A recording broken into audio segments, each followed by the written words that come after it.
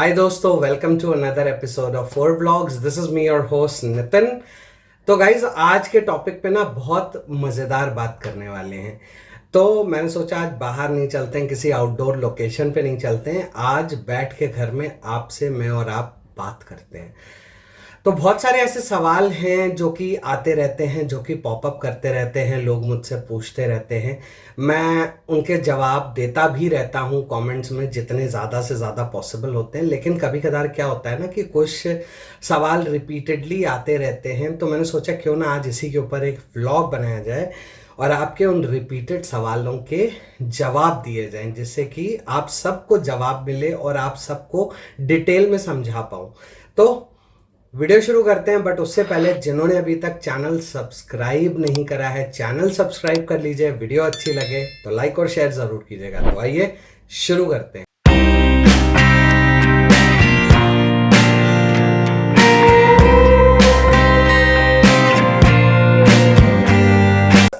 एक बहुत कॉमन सवाल है जो मेरे पास आता रहता है हमारे प्यारे सब्सक्राइबर्स का, मित्रों का, भाइयों का। वो ये है कि मेरी गाड़ी चली नहीं है, लेकिन 6 महीने पूरे हो गए या 8 महीने पूरे हो गए हैं, तो क्या मुझे सर्विस करानी चाहिए या नहीं करानी चाहिए।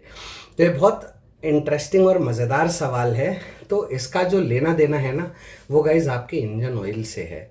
और इंजन ऑयल, अब आपको पता है कि जो इंजन ऑयल आप लोगों की गाड़ियों में पड़ता है, उसके अंदर कई सारे केमिकल्स होते हैं, जैसे मॉलिब्डेनम है और बहुत सारे केमिकल्स हैं। तो होता क्या है, over a period of time ये केमिकल्स आपके इंजन के साथ रिएक्ट करके अपनी लाइफ के एंड ऑफ लाइफ आने शुरू हो जाते हैं। तो जैसे रॉयल एनफील्ड की अगर मैं बात करूं, तो लिक्विड गन में जितने भी सारे केमिकल्स पड़े हैं, तो रॉयल एनफील्ड आपको सजेस्ट करती है कि हर 6 महीने पे सर्विस कराइए। तो अगर आपकी गाड़ी नहीं भी चल रही है तो आपको सर्विस ज़रूर करानी चाहिए, उसको नहीं आपको मिस करना चाहिए। रीज़न बीइंग कि अगर आप सर्विस को मिस कर रहे हैं तो आप ये समझिए कि जो आपकी गाड़ी में ऑयल है उसकी भी एक एक्सपायरी डेट होती है, वो एक्सपायर हो जाता है, और उसके बाद अगर वो इंजन में चलता है तो वो फ़ायदे से ज़्यादा नुकसान करता है। अब यहाँ पे एक सवाल आएगा, सवाल ये आएगा कि गाइस, अब मैंने अपनी गाड़ी में इंजन ऑयल जो डाला है वो भी तो बने हुए काफ़ी टाइम हुआ होगा। जी गाइस, बिल्कुल हुआ होगा। लेकिन अगर आप देखें तो इंजन ऑयल जो है वो पैकिंग में आता है प्लास्टिक की, तो वो मेटल के कांटेक्ट में नहीं रहता है। इसकी वजह से उसकी शेल्फ लाइफ जो है तकरीबन 2 साल की होती है। किसी भी इंजन ऑयल की शेल्फ लाइफ 2 साल की होती है।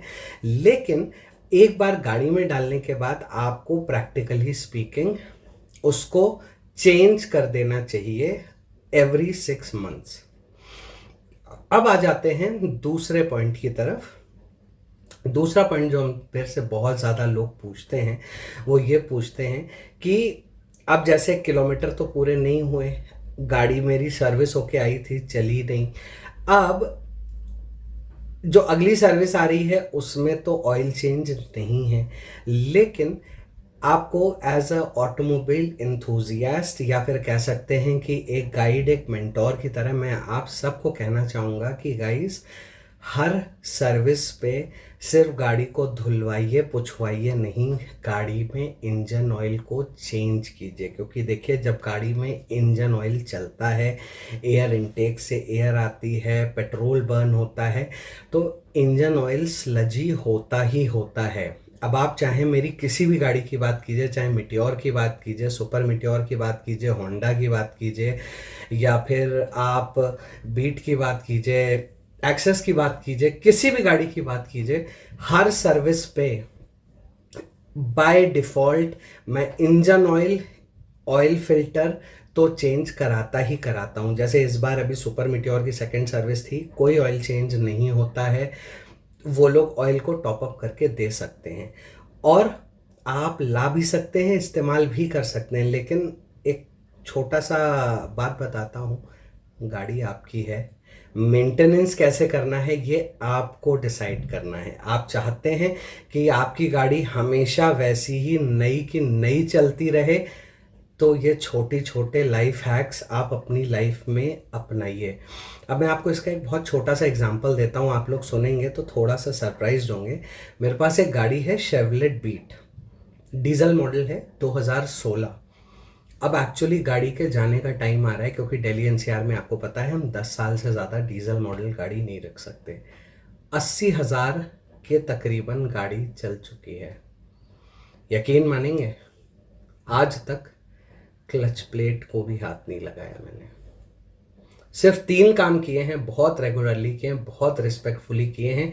इंजन ऑयल अच्छा डलवाता हूँ, ऑयल फिल्टर चेंज कराता हूँ हर सर्विस पे, एयर फिल्टर हर सर्विस पे चेंज कराता हूँ, और इसमें एक फिल्टर और होता है जिसे कहते हैं कैम फिल्टर, वो भी मैं चेंज कराता रहता हूँ। अभी रिसेंटली गाड़ी को मैंने सर्विस सेंटर भेजा था, कुछ क्या बोलते हैं, बॉडी वर्क के लिए। मेरी बम्पर में थोड़ा सा क्रैक था, तो मैंने कहा बम्पर को सही करवा देता हूँ। सर्विस सेंटर वाले चलाने के बाद मुझे ये कह रहे थे कि सर ये तो ऐसा लग रहा है ब्रांड न्यू इंजन है, और उसके पीछे का सिर्फ एक कारण है कि हर 5,000 किलोमीटर में मैंने गाड़ी की सर्विस कराई है, अच्छे क्वालिटी का इंजन ऑयल यूज़ करा है, और oil filter air filter change किया है। तो ये बताने के पीछे का मेरा रीज़न ये था कि अगर आप अपनी गाड़ी की लाइफ को लंबा चाहते हैं, देखिए आपको अगर 5-6 महीने साल भर रखनी है गाड़ी, 2 साल रखनी है, तो कोई दिक्कत वाली बात नहीं है, आप उसको जैसे मर्जी रगेड़ के चलाइए और बेच दीजिए।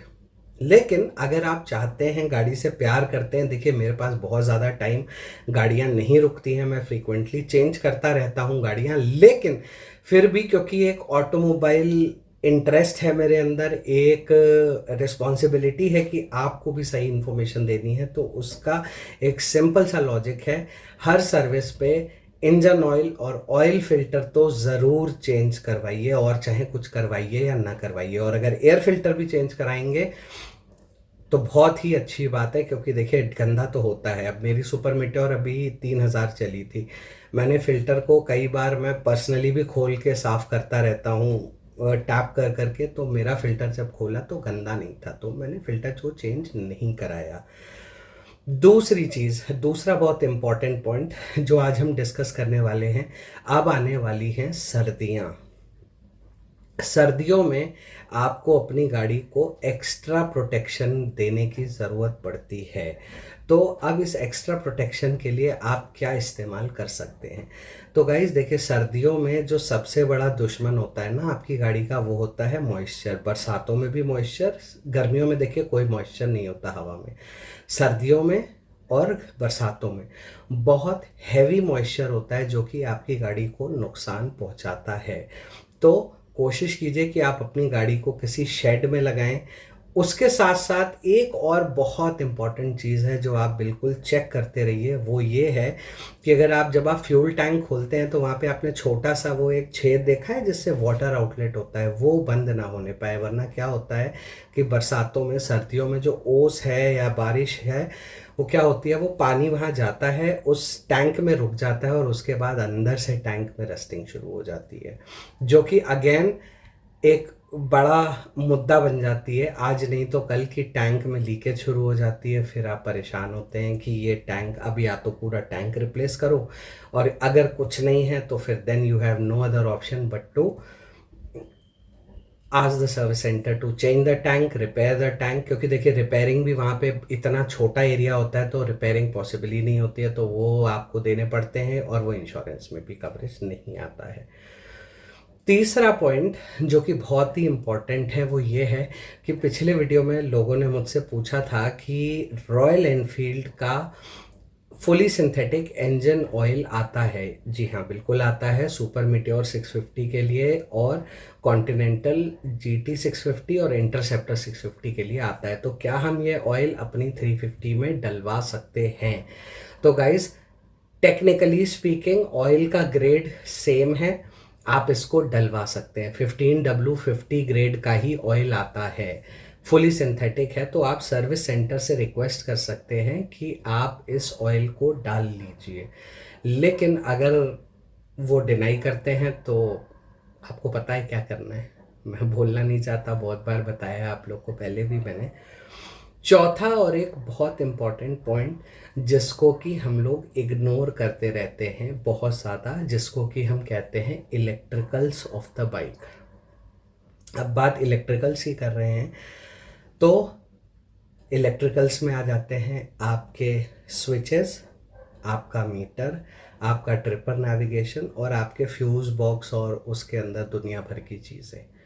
ठीक है, तो इनको मेंटेन करने के लिए इस वक्त, क्योंकि अब सर्दियाँ शुरू होंगी, बरसात ख़त्म हो रही है, सर्दियाँ शुरू होंगी, रस्टिंग शुरू होती है, तो गाइस एक बार अपने फ्यूज़ बॉक्सेस को खोलिएगा और चाबी बंद करके WD-40 स्प्रे करके कुछ आधे घंटे के लिए छोड़ दीजिएगा। WD-40 के अंदर एक बोलूँ अगर प्रॉपर्टी है कि वो हल्का सा ऑयली होता है, तो वो थोड़ी सी एक थिन ऑयल की लेयर वहाँ पे छोड़ देगा, जिसकी वजह से रस्टिंग वगैरह नहीं आएगी। स्विचेस के साथ भी आप सेम कर सकते हैं।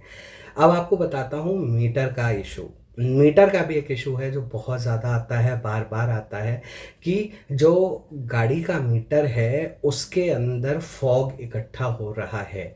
देखिए, टेक्निकली स्पीकिंग मीटर एक सील्ड यूनिट है। अगर उसके अंदर फॉग जा रहा है तो आप मान लीजिए कि कुछ ना कुछ गड़बड़ है मीटर के अंदर, यानी कि सीलिंग में कहीं ना कहीं प्रॉब्लम है। क्योंकि अगर मीटर आपका फॉग कर रहा है यानी उसके अंदर मॉइस्चर है, और अगर मॉइस्चर है तो आज नहीं तो कल मीटर डैमेज होगा। मीटर के साथ साथ आपकी वायरिंग या ECU वगैरह भी शॉर्ट हो सकता है। तो अगर आपकी गाड़ी वारंटी में है तो इसको इमीडिएटली सर्विस सेंटर लेके जाइए और इसको मीटर फॉगिंग का इशू दिखाइए, चेक कराइए, और service centres are well equipped, वो आपके इस मीटर को चेंज भी कर देंगे। तो उम्मीद करता हूँ कि ये जो कुछ कॉमन क्वेश्चंस थे जो आप सब भाइयों के मेरे पास बार बार आ रहे थे, और मैं मल्टीपल तरीके से आप लोग को जवाब दे रहा था, लेकिन होता क्या है, एक लाइन में हर चीज़ को समझा पाना बड़ा मुश्किल होता है। तो मैंने सोचा क्यों ना इसी के ऊपर बात करते हैं, एक वीडियो बनाता हूँ और आपको बताता हूँ कि क्या करना चाहिए। So with this note, this is me Nitin signing off from 4 Vlogs for the day. मिलता हूँ आपसे बहुत जल्दी एक और नए वीडियो में। Till then stay tuned, stay safe, stay secure, good bye.